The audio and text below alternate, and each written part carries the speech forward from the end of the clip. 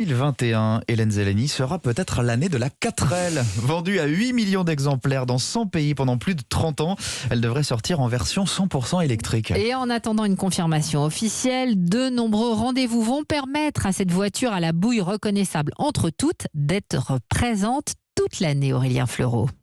Oui, et elle vient de prendre place en vitrine de l'atelier Renault sur les Champs-Élysées dans une version parisienne, du vintage, du collector, une 4L devenue icône pop, impensable à ses débuts, rappelle Hugues Portron, directeur de Renault Classique. C'est le cahier des charges très sommaire que Dreyfus, le PDG de Renault à l'époque, avait donné à ses collaborateurs. Il a dit « faites-moi une voiture blue jean ». Et il a dit « vous savez, c'est ce vêtement américain qui, si on n'est pas snob, rend tellement de service ». Et elle est attendue, si tout va bien, en bas des marches du Palais des Festivals à Cannes en juillet. La 4L et le cinéma, ce sont des scènes cultes comme dans Trafic de Jacques Tati qui imagine une 4L version camping-car ou encore dans Les Visiteurs.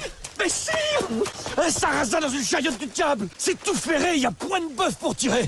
La fameuse fourgonnette jaune de la Poste, sans oublier sa version douane franco-belge dans Rien à déclarer. On a le droit de mettre un si gros moteur dans une 4L ? Pourquoi on pourrait pas